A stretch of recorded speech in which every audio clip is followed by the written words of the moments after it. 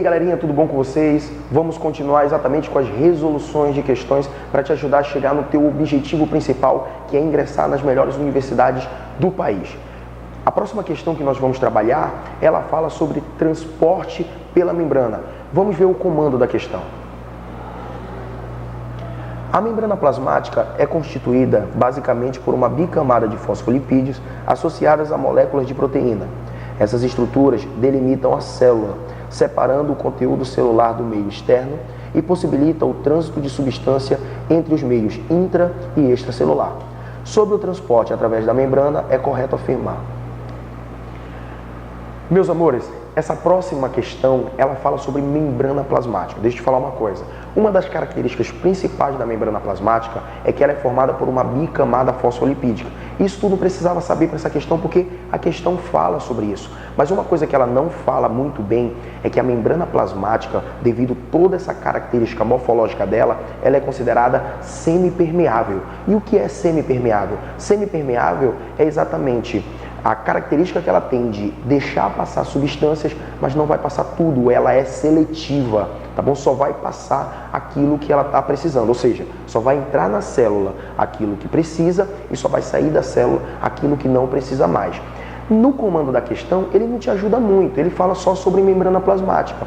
E ele quer saber o seguinte: nas alternativas, qual aquela que está associado ou descreve de fato o que acontece na membrana plasmática? Mas antes da gente ir para as alternativas, vamos revisar um pouco do que seria a membrana plasmática. Olha só, do que seria essa seletividade. A membrana plasmática, por essa seletividade que ela tem, ela pode fazer 3 tipos de transporte. O transporte que é chamado de passivo, o transporte que é chamado de ativo e o transporte que é chamado de em bloco.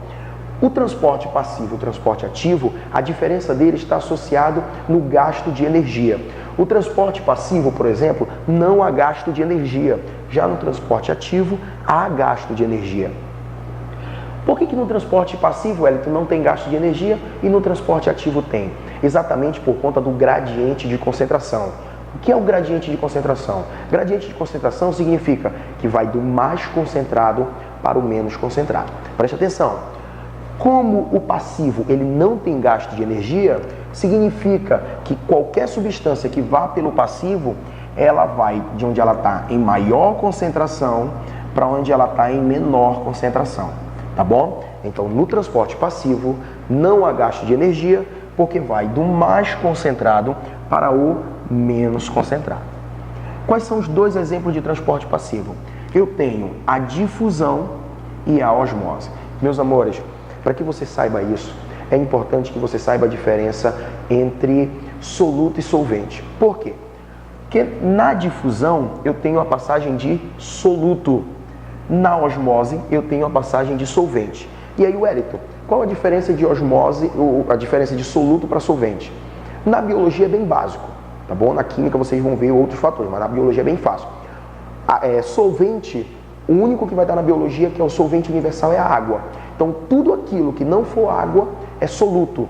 Então, por exemplo, sal é soluto, gás carbônico soluto, oxigênio soluto. Então, tudo aquilo que não é água, na biologia vai ser considerado como soluto. E aquilo que é água vai ser considerado como solvente. Então, preste atenção. A difusão é a passagem de soluto, enquanto que a osmose é a passagem de solvente. Eu já vi questões por aí que eles falam simplesmente assim, eles colocam a palavra osmose. E aí coloca a palavra osmose e ele quer que tu diga se é passagem de água. E aí a alternativa é bem simples. Falou de osmose, passagem de água. Falou de osmose, passagem de solvente. Não esquece isso. Já a difusão é a passagem de soluto. E aí essa passagem de soluto, ela pode acontecer de 2 formas. Ela pode acontecer de forma simples ou de forma facilitada. Anota no teu caderno aí que é bem simples. Preste atenção. Na difusão simples, essa substância ela vai passar pela membrana plasmática sem a ajuda de proteína. É o caso, por exemplo, do oxigênio e do gás carbônico. Eles passam por difusão simples. E como seria a difusão facilitada? Poxa, o próprio nome já diz. Difusão facilitada é porque algo vai facilitar o transporte dessa substância. São substâncias que já não conseguem passar por difusão simples e precisam de uma proteína para auxiliar.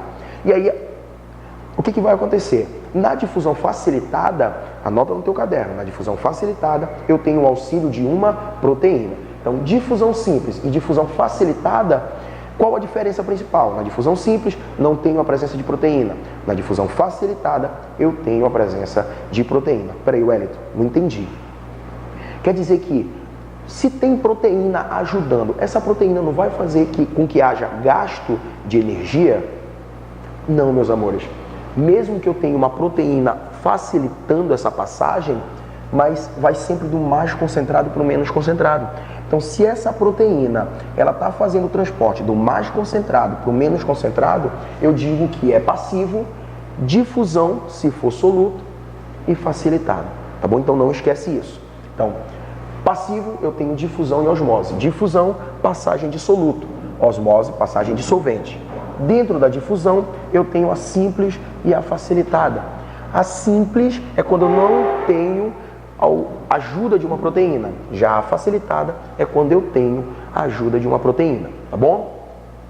Já no transporte ativo, eu vou ter um único exemplo, que é a bomba de sódio e potássio.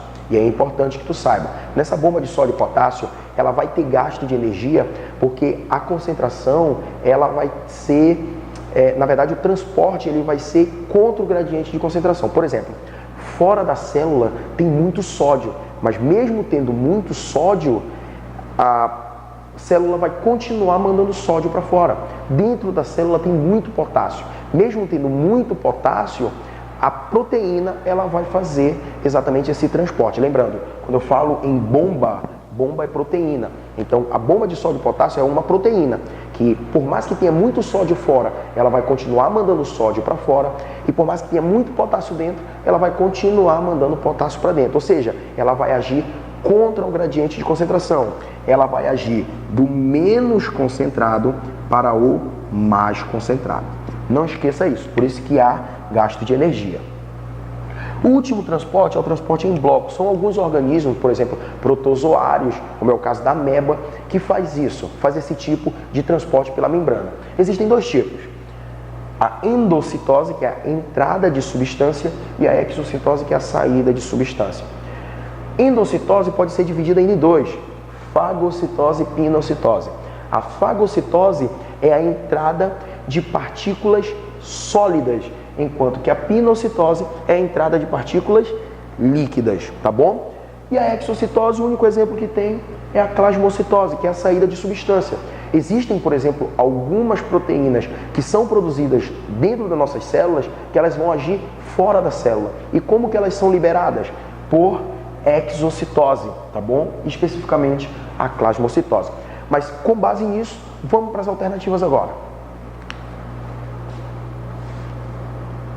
Alternativa A. A passagem de substância através da membrana plasmática, utilizando proteína transportadora, é denominada de difusão simples. Meus amores, eu uso proteína que está auxiliando no transporte. Difusão simples? Não, meus amores, difusão facilitada. A alternativa A está incorreta. Vamos para a alternativa B. A difusão facilitada é o transporte de substância pela membrana com auxílio de proteínas transportadoras e gasto de energia. Meus amores, o que está errado na alternativa B? Está tudo lindo, até transporte. Depois que ele fala com gasto de energia, não, meus amores. Difusão facilitada não tem gasto de energia, é transporte passivo. Então a alternativa B está incorreta. Vamos para a alternativa C. A osmose é a passagem de substância através da membrana plasmática em direção à menor concentração de soluto. Meus amores, a menor concentração de soluto não, a maior concentração de soluto. Quer um exemplo bem clássico? Wellington, não entendi. Ela vai para onde tem maior soluto? É por isso que quando tu faz o vinagrete, por exemplo, que tu coloca sal, tu coloca limão, tu coloca vinagre, tu deixa o que a gente chama na biologia, aquela água que tu vai colocar o tomate, a cebola, tu deixa aquilo hipertônico, ou seja, com uma grande quantidade de soluto. Quando tu coloca o alface lá dentro, a tendência é do alface ele inchar ou ele murchar. Ele murcha. Por que ele murcha? Porque a água que estava dentro dele sai. Então ela vai sair em direção não à menor concentração de soluto, mas à maior concentração de soluto. Então vamos para a próxima alternativa, porque essa está errada. Alternativa D.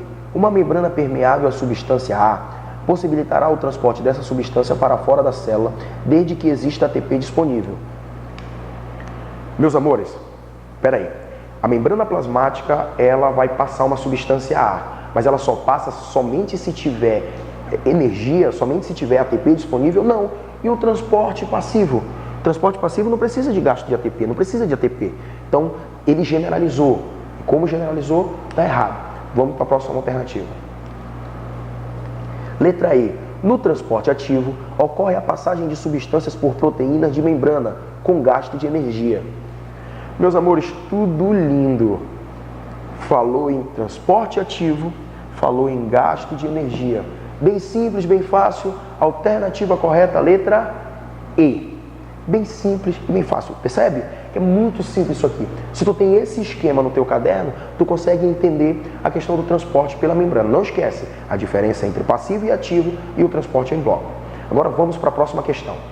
Galerinha, a próxima questão que nós vamos trabalhar, ela é uma questão de ecologia e ela é uma questão conceitual. Às vezes a gente fica se perguntando, peraí, eu preciso saber esses conceitos básicos da ecologia, tipo o que é população, o que é espécie, o que é comunidade, o que é o ecossistema. É claro que sim. Existem questões nos principais vestibulares em que o cara pede só isso. É a próxima questão que nós vamos fazer. Preste atenção no comando dessa questão. O menor tamanduá do mundo é solitário e tem hábitos noturnos. Passa o dia repousando, geralmente em um emaranhado de cipós, com o corpo curvado de tal maneira que forma uma bola. Quando em atividade, se locomove vagarosamente e emite um som semelhante ao de um assobio. A cada gestação, gera um único filho. A cria é deixada em uma árvore à noite e é amamentada pela mãe até que tenha a idade para procurar alimento. As fêmeas adultas têm o território grande e o território do macho inclui o de várias fêmeas, o que significa que ele tem sempre diversas pretendentes à disposição para namorar. Percebe, meus amores? Ele fala sobre o dia a dia do tamanduá. E aí é importante que tu saiba isso, tá bom? Toda vez que eu tenho uma questão falando sobre o dia a dia do animal, eu chamo isso de nicho ecológico. Não entendi, Wellington. É muito simples, presta atenção.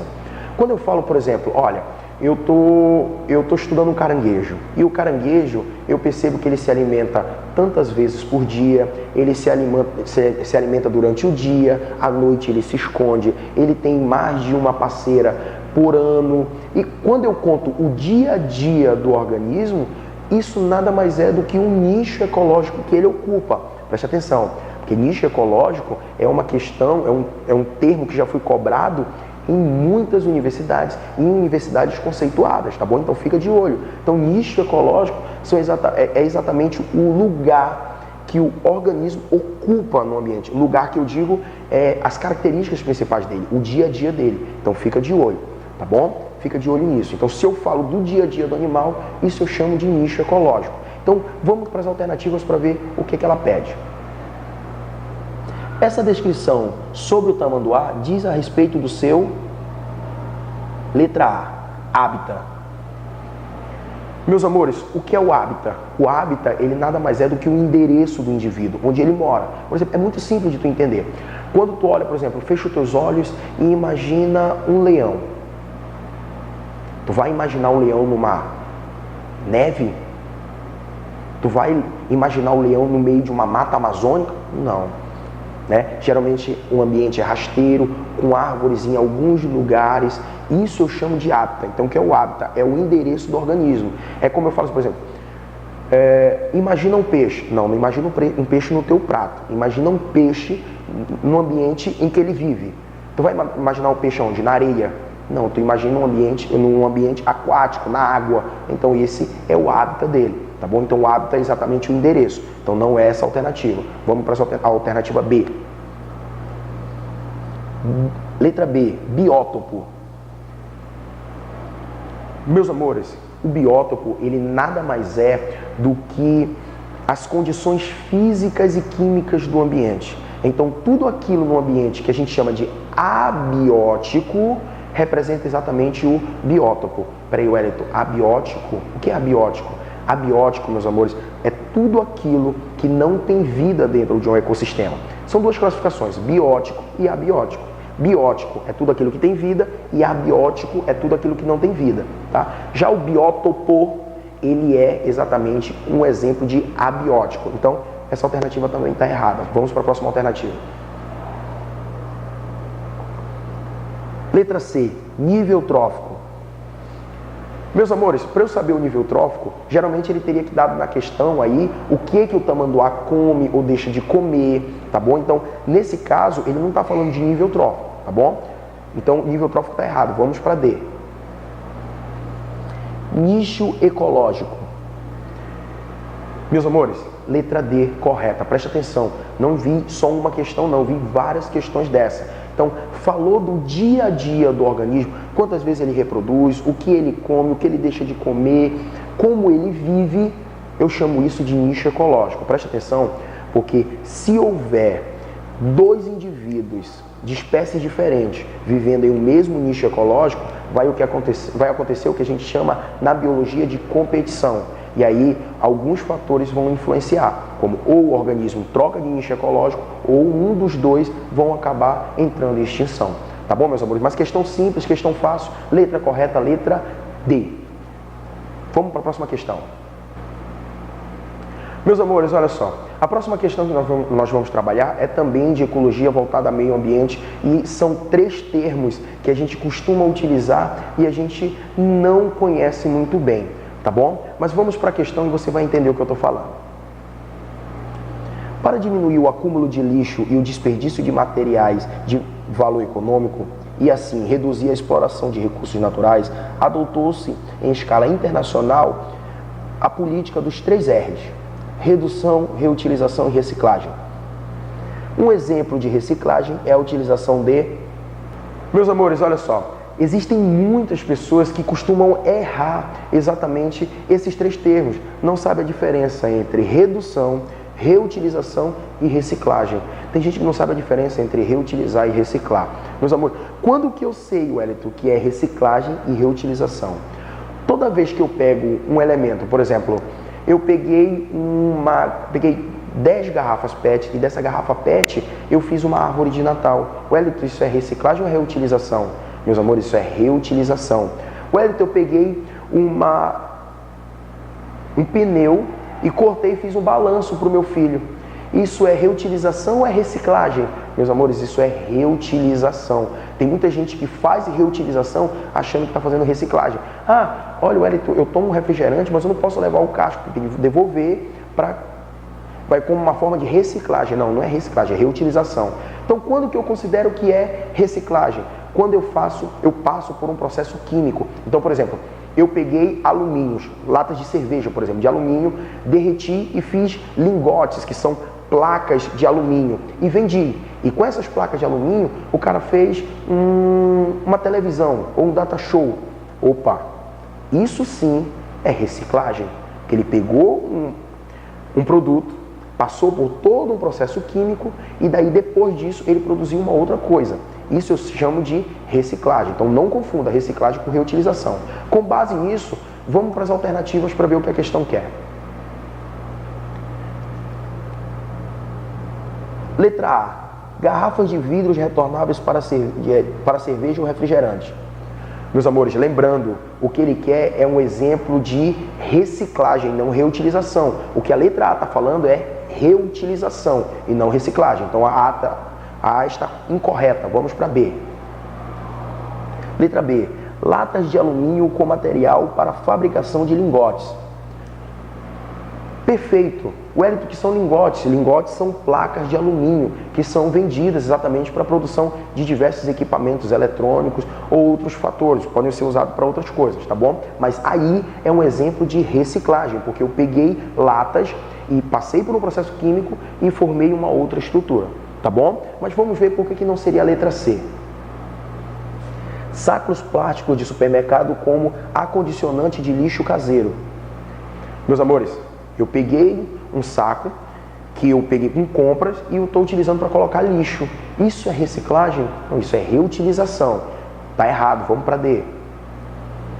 Embalagens plásticas vazias e limpas para acondicionar outros alimentos.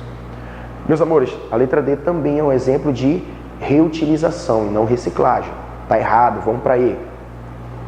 Garrafas PETs recortadas em tiras para a fabricação de cerdas de vassoura. Tem muita gente que faz isso. Corta essas garrafas PETs para fazer vassoura. E isso não é reciclagem, isso é reutilização. Então a alternativa correta, letra B. Bem simples e bem fácil. Vamos para o próximo vídeo.